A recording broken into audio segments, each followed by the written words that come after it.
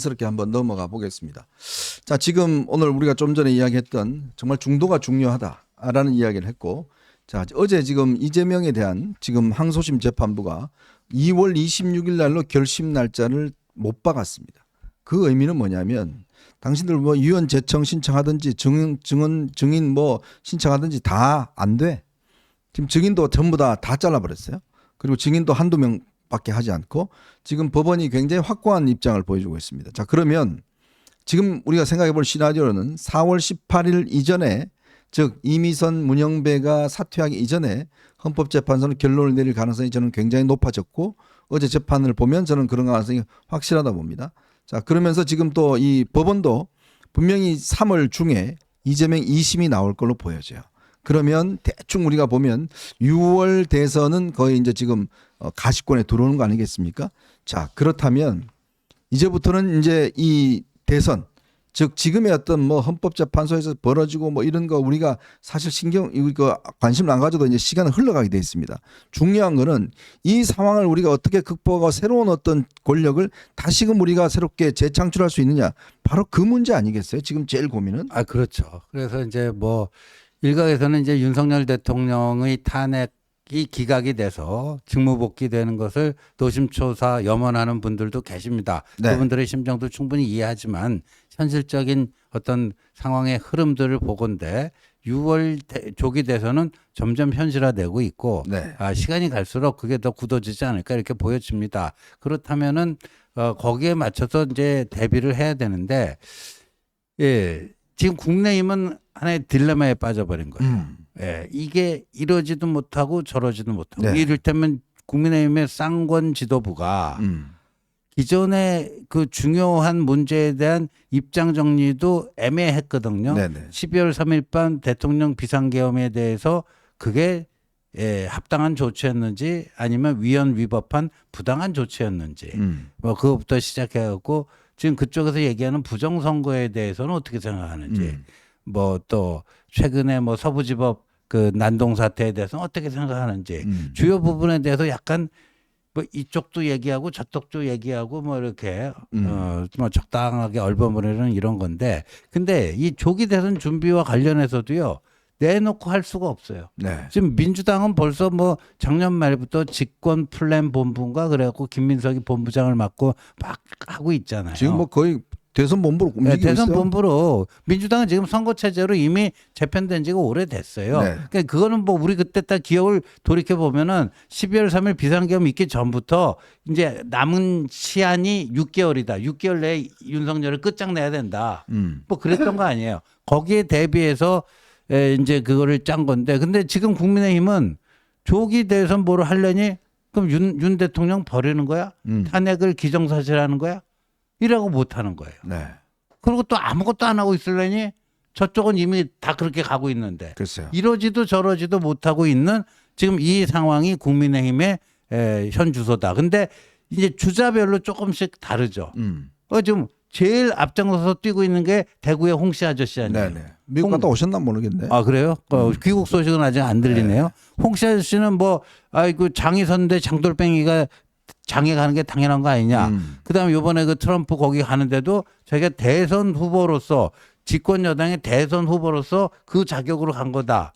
근데 줄을 너무 길게 설레니까 내 쪽팔려 갖고 그냥 호텔에 와서 그 큰 스크린으로 그냥 봤다. 네. 뭐 이렇게 말씀하시잖아요. 그분만 이렇게 뭐 혼자 이거 하고 있지 다른 분들은 별게 없어요. 뭐 유승민 의원 정도, 그 정도 자, 하고 있고요. 그래서 이제 지금 최근에 한동훈 전 대표가 그동안 뭐 이제 자명을 해왔습니다. 근데 오늘 공개한 진종호 의원의 사진 한 장이 꽤 의미가 있어 보입니다. 진종호 의원이 본인의 페이스북에 저도 나라만 생각하고 함께 가겠습니다라고 하면서 한동훈 전 대표와 함께 나란히 아주 다정하게 찍은 사진 한 장을 공유했습니다. 자, 그런데 뭐 여러분 잘 아시겠지만 진종호 전 최고위원은 이번에 한동훈 지도부가 붕괴되는데 역할을 좀 한 분 아니겠습니까? 네. 그래서 많은 비판도 받았고 많은 또 받았는데, 자, 저는 이런 생각이 언뜻 들었어요. 물론 뭐 그 당시에 대한 어떤 이 진종호 최고위원에 대한 비판 지적은 많습니다만은 정치인이 가장 중요한 건 포용력이거든요. 네. 얼마나 포용할 수 있느냐. 사실 한동훈 전 대표에게도 부족했던 부분이 포용이 아니냐. 뭐 이런 네. 지적들이 있었는데 저 사진 한 장을 제가 딱 보면서 이제 뭔가 좀 달라지는 모습을 보이려고 하는 움직임 아닌가라는 느낌들을 좀 느꼈는데 네. 지호님 어떻게 보셨어요? 그게요. 예, 한동훈 대표가 다시 진정호 의원을 받아준 겁니다. 네. 예, 요게 팩트입니다. 팩트다. 예, 그리고 진정호 의원도 자신의 그때의 행위에 대해서 굉장히 후회하고 있습니다. 네. 굉장히 후회하고 있고, 그리고 그때 이제 이 장동혁 의원하고는 좀 케이스가 다른 것 같아요. 뭐 자세한 얘기는 드리지 않겠습니다만 장동혁 의원하고는 케이스가 좀 다르고, 그때 이제 그 의원총회의 분위기가 험악하지 않았습니까? 네네. 굉장히 험악하지 않았습니까?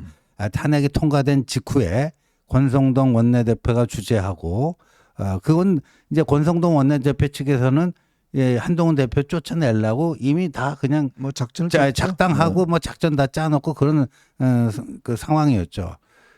그 분위기에 압도된 것 같아요. 그 분위기. 그러니까 진정호 최고위원이 이제 뭐 사격 황제로 체육계 생활만 몇십 년 해오다가 이 아사리판이 정치판에 들어와서 비례대표로 들어와서 이제 작년 전당대회 때 이제 팀 한동훈의 일원으로 청년 최고위원으로 이렇게 당선이 됐는데, 그러니까 그런 분위기에 좀 순간적으로 압도가 된 것 같아요. 순간적으로 압도가 돼서 또 장동혁 의원도 사퇴한다고 앞에서 딱 바람 잡으니까 얼떨결에 그렇게 좀 해버린 것 같아요. 네. 얼떨결에. 그래서 그때 그 자신의 행위에 대해서 시간이 지나면서 돌이켜 보니까 여러 가지로 좀 회한이 많이 남고 후회도 된 것 같아요. 그리고 그런 것들을 물밑으로 조용히 한동훈 대표에게도 전달한 걸로 알고 있습니다. 네. 그래서 한동훈 대표가 그 진심을 또 받아서 지금 진정호 의원과 함께하기. 제가 오늘 찍은 사진입니다. 아, 오늘이에요? 네, 오늘 아마 뭐 식사를 같이 했던지 뭐 그렇군요. 네, 오늘 찍은 사진입니다. 네. 자, 그런데요. 지금 이제 여러 가지로 이제 한 대표가 어떤 다시금 나오기 위해서는 여러 가지 좀 넘어야 될 과제들이 좀 있는 것 같습니다.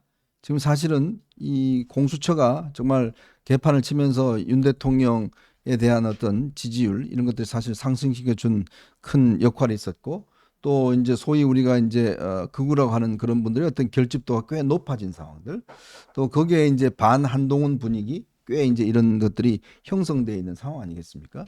자, 그렇다면 홍 원장께서 보시기에 지금 한 대표가 어떤 넘어야 될 과제 어떤 것들이 좀 있을까요? 이제 일단은 대표를 그만두시면서 네. 그만두시면서 이제 지금 한 달이 좀 더 지났지 않았습니까? 지나면서 뭐 오늘 뭐 진정호 의원하고 같이 사진 뭐 제가 한 장 나왔긴 했지만은 그래도 많은 분들이 이제 뭐 물론 그걸 노린 측면도 있지만은 이게 언론에서 사라지셨단 말이죠. 사라지다 보니까 뭐 완전히 정치 그만뒀나? 뭐 내지는 뭐 대선 안 나오는 거지? 뭐 이렇게 이제 얘기하는 분들이 점점 많아지고 있다. 근데 그럴수록 또 이제 여론조사 지지율은 잘 안 나오는 거 그건 당연한 맞아요. 거예요. 당연한 건데. 근데 그러다 보면 또 이제 또 하나 유리한 측면은 있어요. 또 이제 뭐 굳이 갖다 놓으면 유리한 측면이 있는 게 이제 한동훈 전 대표뿐만이 아니라 그 지금 국민의 후보 자체가 이제 그런 그 이점이 뭐가 있냐면은 이른바 컨벤션 효과가 굉장히 클 수 있습니다. 컨벤션 효과. 네. 컨벤션 효과가 결국은 이제 헌재에서 탄핵 결정이 이루어지자마자 이제 당 후보 그 전당대회를 해야 되지 않습니까? 누구냐? 예, 누구냐? 그러면은 뭐 짧게는 뭐 한 달 이내 뭐 한 3주 안에 뽑아야 돼요. 후다닥 뽑아요. 압축적으로 뽑아야 돼요. 근데 지금 아까도 제가 여론조사 그걸 쭉 보였지만은 뭐 주요 후보들 중에 누가 될지 지금 전혀 예측하기 어려운 상황이 되고 있단 말이죠. 그러면은 근데 반대쪽에서도 해요. 뭐 오늘 뭐 김부겸 뭐 이런 분들도 이제 얘기가 나오고 뭐 또 김경수 얘기 나오지만은 솔직히 말해서 뭐 하나만 하지 않을까? 별로 관심이 없더라고요. 갤럽에서 보니까 그 민주당 지지층의 70% 이상이 이재명이라고 대답을 하고 있어요. 근데 그러니까 그쪽은 뭐 이재명이야 뭐 그냥 뭐 그때 그 3심까지 나오기 상수로 놔도 아니면은 이제 그러니까 결심 공판이 나오지 않으면 무조건 이재명이야. 근데 이쪽은 야 누구야 그러고 굉장히 이제 이제 재밌을 거라면 이제 그러면은 그게 컨벤션 효과가 이제 크다. 됐다 그러면 컨벤션 효과가 되고 후보가 결정되자마자 한 달 남짓 때 그냥 선거로 들어간다. 끝난다. 근데 이제 한동훈 대표 같은 경우는 그 전 단계 컨벤션이 또 한 번 더 있을 수가 있어요. 그러니까 정치에 대한 그 재개를 이제 어떤 식으로라든지 이게 메시지를 내면서 이제 그 참여를 한다면 그걸로 인해서 지금 벌써부터 그 언론에서는 이게 한동훈 전 대표 그 복귀하나 언제 하나 뭐 이걸 할 때 어떤 식의 그 메시지가 나올까 벌써부터 관심을 많이 갖고 있거든요. 그렇죠. 그러면 이제 전 단계 컨벤션이 한 번 더 있을 수 있다라고 하면서는 좀 유리한 측면도 있다. 근데 이제 과제라고 한다면 아까도 제가 말씀드렸지만 지금 탄핵 반대층, 그러니까 국민의힘 지지층을 중심으로 해서 보수층을 중심으로 해서 탄핵 반대에 대한 의견이 광범위하게 퍼져 있다. 근데 그런 부분에 대해서는 이제 한 대표가 그런 유권자들, 이제 특히 보수층 중심의 유권자들을 어떻게 이제 어루만져 줄 수 있는지 거기에서 아주 전략적으로 포인트를 잘 잡아 나가야 될 부분은 분명히 있다라고 보여요. 뭐 지호님이 워낙 잘 아시겠지만 이제 아까 우리 홍 원장도 지적했지만 특히 이제 좀 한남동 시위나 뭐 그렇게 대통령을 또 탄핵을 반대하고 이렇게 했던 분들에 대해서 그분들도 사실 다 우리 편이잖아요. 그렇죠. 그러면 그런 분들에 대한 한동훈 대표의 어떤 스탠스 또 이분들에 대한 또 이 그 한 대표에 대한 어떤 좀 이 안 좋은 감정들을 좀 누그러뜨릴 수 있는 방안들 어떤 게 좀 있을까요? 일단요. 그 2017년 조기 대선과는 달리 무조건 이 국민의힘이라고 하는 이 울타리 내에서 지고 볶고 싸우던 간에 이 울타리 내에서 하여간 다 끝장을 본다. 붙장을 본다. 여기서 다 해결한다. 그게 제일 중요할 것 같습니다. 예, 저는 그래서 제일 중요한 게 이 국민의힘이라고 하는 이 울타리입니다. 이 울타리를 이걸 누군가가 부수고 나가거나 뭐 이래서는 안 됩니다. 예, 이게 제일 중요하고요. 두 번째는요. 자, 그러면 비상계엄이 잘 된 건가 잘못된 건가? 비상계엄에 대해서 OX 퀴즈를 내면 보수가 갈라집니다. 그죠? 그럼 당연히 국회에서 탄핵소추 OX 내면 더 강렬하게 갈라집니다. 부정선거 있었는가 없었는가 OX 퀴즈 하면 또 갈라집니다. 이래요. 그러니까 국민의힘이라고 하는 이 울타리는 유지하는데 그런 어떻게 보면은 예민한 시한폭탄이 여러 개가 있는 거예요. 그런 이슈가. 자, 그러면 이거를 어떻게 헤쳐나가야 될 것인가 하는 데 있어서 좀 지혜가 필요한 것이죠.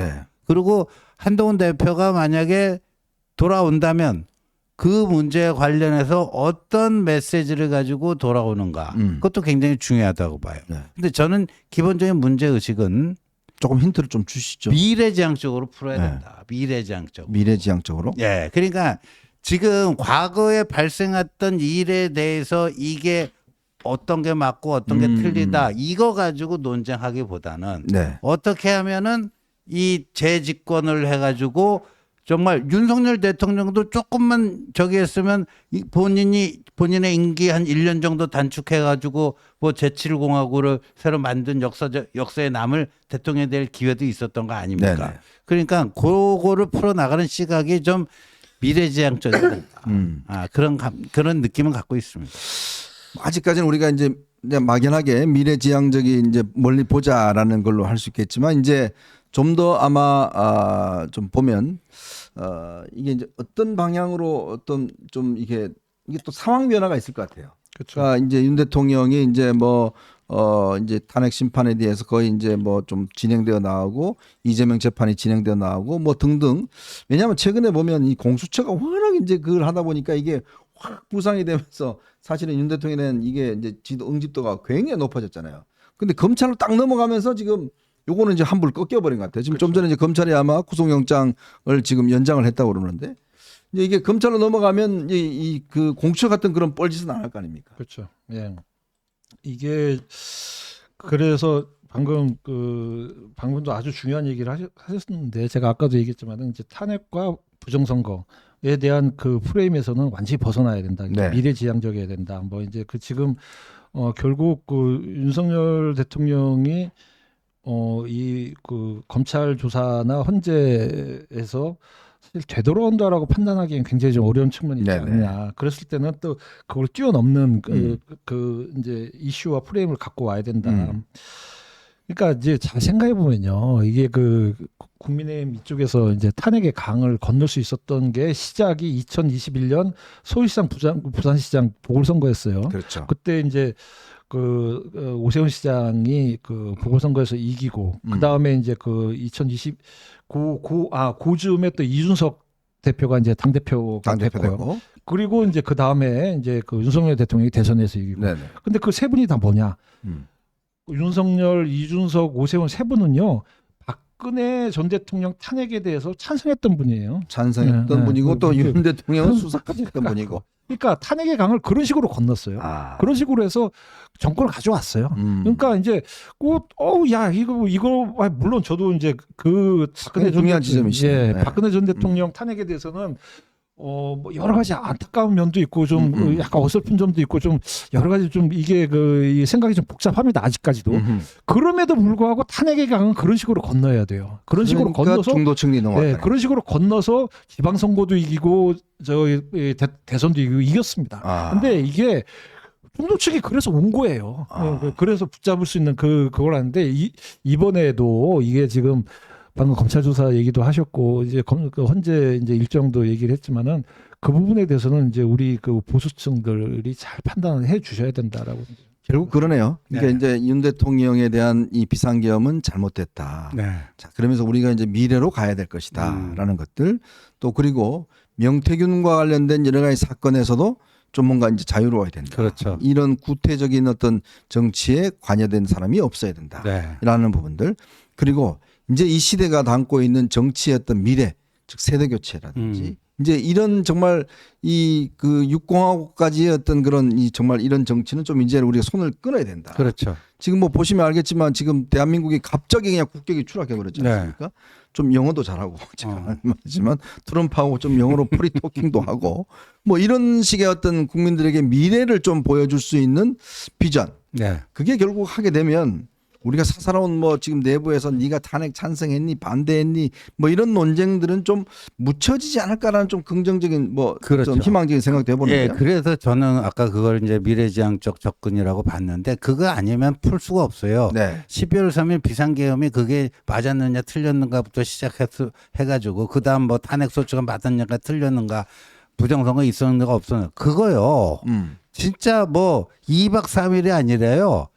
저기 2달, 3달 밤새워 논쟁해도 안 끝납니다. 저 죽기까지 해도 안 끝나요. 안 끝나요, 그거는. 네. 끝날 수가 없어요. 각자가 이미 그 확정 편향 그 정보 그 편식으로 인해서 나름대로 신념 체계가 딱 다 서 있는 거예요. 네. 그 상태에서 이른바 상호 침투가 안 됩니다. 그래서 이제 거기다 그러고 지금 이제 헌재에서 탄핵이 인용돼서 조기 대선이 결정되면 그거 논쟁하고 있을 시간 있어요? 없죠. 없어요. 네. 그래서 저는 이 쌍권 지도부가 진짜 해야 될 일이 뭐냐면요. 지금 어정쩡하잖아요. 조기 대선 준비해야 될지 말아야 네네. 될지. 네. 그러니까 지금 이런 걸로 어떻게 치유할 것인가. 그죠? 지금 우리가 얘기한 그 매우 휘발성이 큰 세 가지 이슈, 개헌과 탄핵, 부정선거. 네. 이 이슈에 대해서 이 보수가 분열되지 않고 뭐 하려면은 어떤 식의 처방전이 필요한가.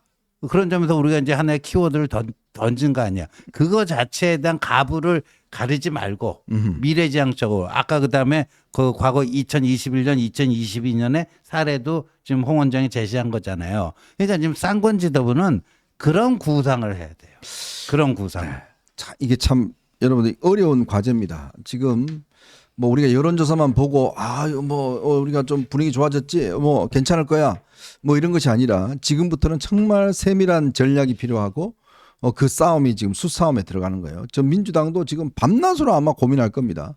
이재명 대표 본인의 지금 재판 날짜 적혀지면서 지금 아마 고민이 엄청날 거. 어제 제가 알기로는 아마 민주당이 꽤 충격을 받았던 것으로 알고 있는데 재판 이 법원이 워낙 강경한 걸 보고 자 그러면 지금부터는 이제 우리가 준비를 해야 되겠죠. 준비를 하려고 그러면 아까 우리가 홍 원장도 잘 분석했지만 정말 우리가 선거 이기기 위해서는 닥치고 중도층이다. 중도층을 어떻게 그러면 끌고 올 것인가. 일단 이겨놓고 싸우자는 거예요. 일단 선거를 이겨야 될 거 아니에요. 지고 난 다음에 뭐 싸워봤자 뭔 소용이겠습니까. 결국 뭐 이재명 이기고 나면 그 다음부터는 완전히 이 내란 세력 청산한다고 아마 어마어마한 공세를 벌일 텐데 그때는 아무 소용 없는 거거든요. 자 그런 의미에서 저희가 앞으로 이런 좀 논쟁들 이런 이야기들을 이제 좀 세밀하게 그렇게 좀 해야 준비를 해야 되지 않겠나 그런 생각이 듭니다. 오늘